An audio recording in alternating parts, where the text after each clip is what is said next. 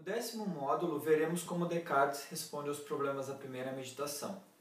No nosso primeiro vídeo, retomaremos a leitura desse trecho das meditações, considerando as características da dúvida metódica e apresentaremos uma das crenças básicas que Descartes toma como fundamento do conhecimento, o cogito.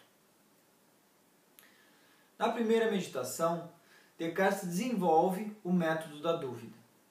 O principal critério para que uma crença possa contar como justificada é a indubitabilidade.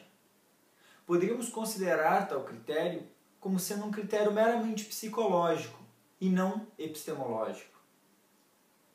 Feldman sugere isso quando ele diz, eu cito, a inabilidade em duvidar de uma proposição não torna epistemicamente justificada a crença nela. Isso pode, ao invés, ser o resultado de uma limitação psicológica. Suponha que uma pessoa seja tão dependente psicologicamente do amor de sua mãe que ela não possa duvidar que sua mãe a ame. Isso não torna a crença epistemicamente justificada. A pessoa pode ter várias boas razões para acreditar no contrário, porém, carecer da capacidade de acreditar no que suas razões sustentam.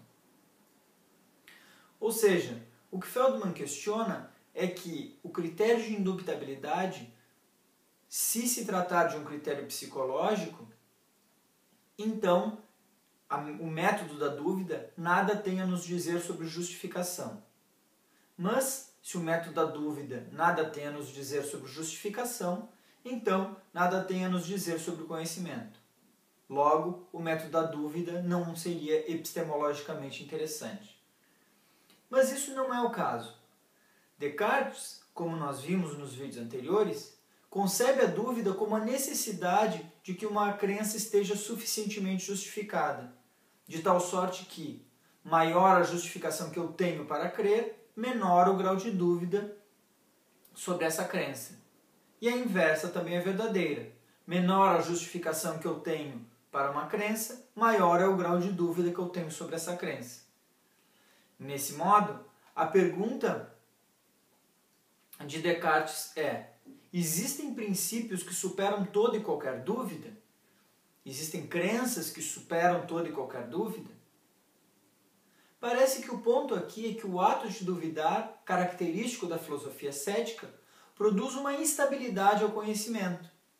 A dúvida coloca em xeque a justificação ou o conhecimento, já que a justificação é a condição necessária para o conhecimento, que julgamos ter daquilo que acreditamos. Assim, a busca pela estabilidade do conhecimento é a busca por refletir sobre as razões para duvidar.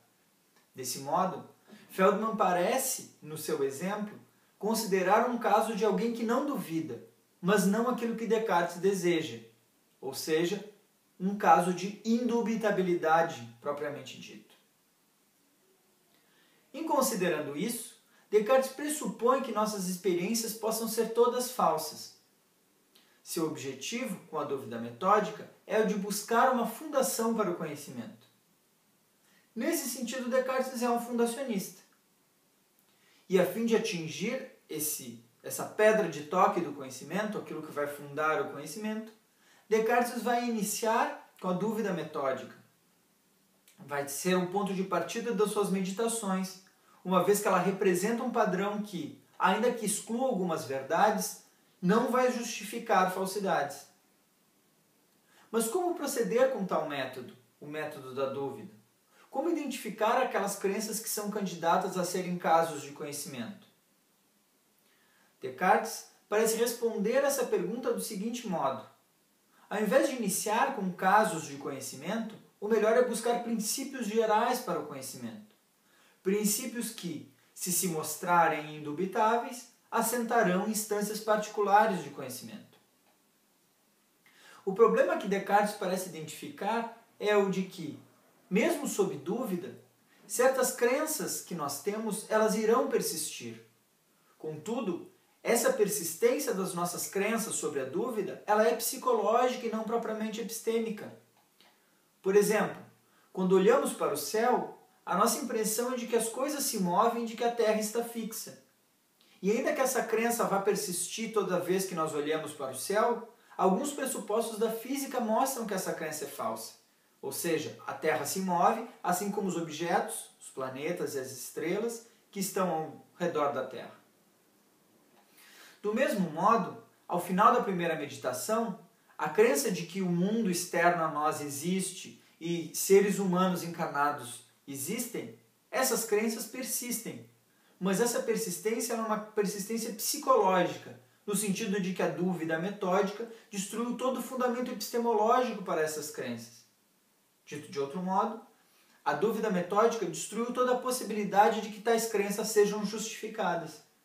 Ou seja, mesmo que essas crenças sejam verdadeiras, ainda assim, ao menos ao final da primeira meditação, o resultado é que nós não temos base que justifique a possível verdade dessas crenças. E se nós não temos base que justifique essas crenças, então nós não temos conhecimento, já que justificação é uma condição necessária para o conhecimento. Certamente, a dúvida metódica é um elemento destrutivo das meditações, mas esse elemento destrutivo também possui um caráter positivo.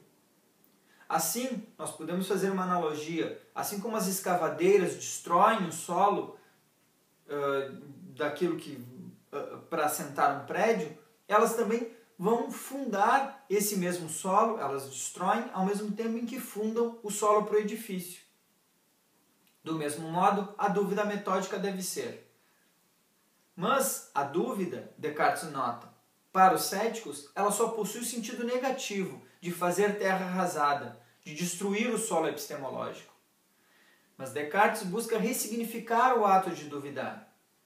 Ao conceder o mais alto grau de dúvida ao cético, ele pretende, de uma só vez, eliminar as crenças falsas e, ao mesmo tempo, fundar o conhecimento.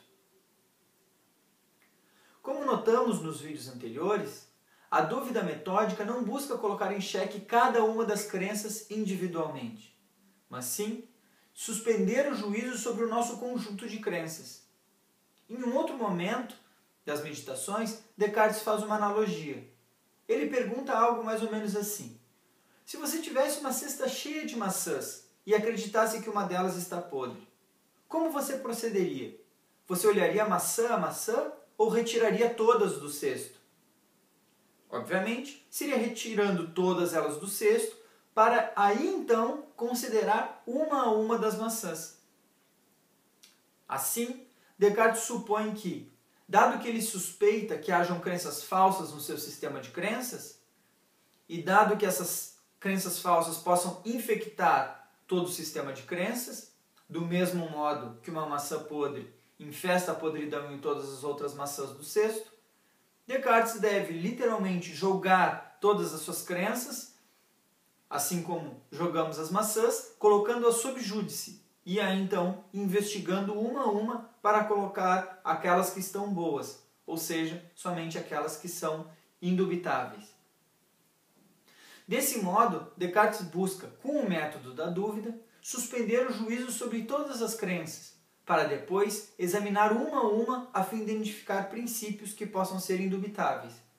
Por esse motivo, o método da dúvida deve ser radical, ou seja, aquilo que passar pelo método da dúvida será, claro e distintamente, para usar a terminologia de Descartes, uma crença verdadeira.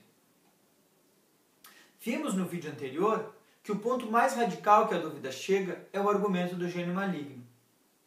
Tal dúvida é mais radical que a hipótese do sonho, porque ela coloca em xeque não somente o nosso conhecimento empírico. O argumento do gênio maligno produz uma destruição radical das fundações, porque mesmo as verdades que parecem transparentes, tal como 2 mais 2 igual a 4, todo triângulo possui 3 lados, todo solteiro é um não casado, e etc.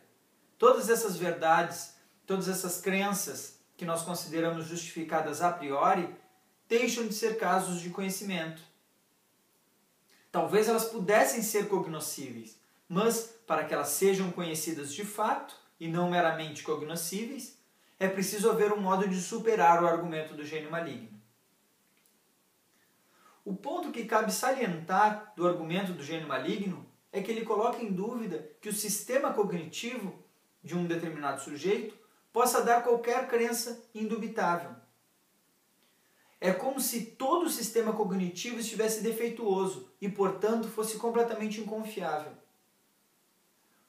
Vamos supor um exemplo. Suponha um computador que ele altera toda a informação que você coloca nele.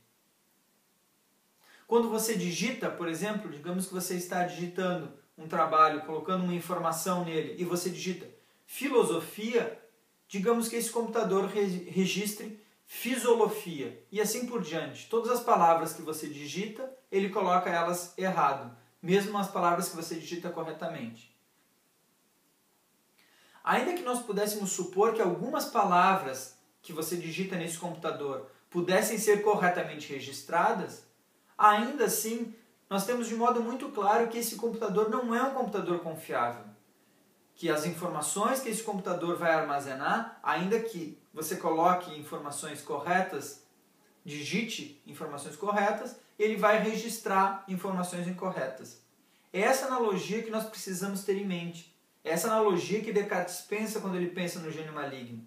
É como se, a despeito daquilo que entrasse na nossa mente, fosse sempre falso quando nós acreditamos. Mas, então, na segunda das meditações, Descartes apresenta a primeira crença básica. Ele diz, eu cito, eu me persuadi de que nada existia no mundo, que não havia nenhum céu, nenhuma terra, nenhuma mente, nenhum corpo. E disso se segue que eu não exista? Descartes se pergunta. Não. Se eu me persuadi de algo, então certamente eu existo. Mas há um enganador muito poderoso e ardiloso que emprega toda a sua indústria em me enganar sempre. Neste caso, indubitavelmente, eu também existo, se ele me engana.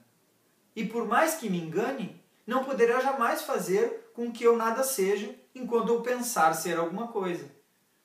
De sorte que, após eu ter pensado bastante nisso e de ter examinado cuidadosamente todas as coisas, cumpre enfim concluir e ter por constante essa proposição. Eu sou, eu existo. É necessariamente verdadeira todas as vezes que a enuncio ou que a concebo em meu espírito. O ponto aqui é que essa crença, penso, logo existo, ou eu sou, eu existo, é uma crença básica. Uma crença que não depende de outra crença. Trata-se de um estado mental interno, que descreve tudo aquilo que está dentro da nossa mente, a despeito dessa pessoa estar sonhando ou dessa pessoa estar sendo iludida. Por ser um estado mental interno, parece ser imune à dúvida. Se não é possível duvidar desse pensamento, então trata-se, desse modo, de um fundamento para o conhecimento. Mas esse fundamento para o conhecimento ele é ainda frágil. Feldman deixa isso claro quando ele diz: as crenças de aparência, as crenças básicas tal como cogito, as crenças de aparência por si mesma não implicam nada sobre o que está no mundo fora da própria mente de uma pessoa. Em outras palavras, por si mesmas, as crenças de aparência não implicam nada sobre o mundo externo. Em princípio, você poderia ter o mesmo estado interno em um sonho, numa alucinação ou em uma percepção normal. Ou seja, ainda que o cogito seja uma crença básica, essa crença básica não é um fundamento sólido para o conhecimento que elimine a hipótese do gênio maligno. Ela é verdadeira concomitante à hipótese do gênio maligno. Assim, Descartes precisa ainda dar um passo adiante e provar o mundo externo. Mas isso só pode ser feito mostrando que nossas faculdades são confiáveis, e não somente aquelas crenças de aparência, ou então crenças que descrevem os nossos estados mentais internos.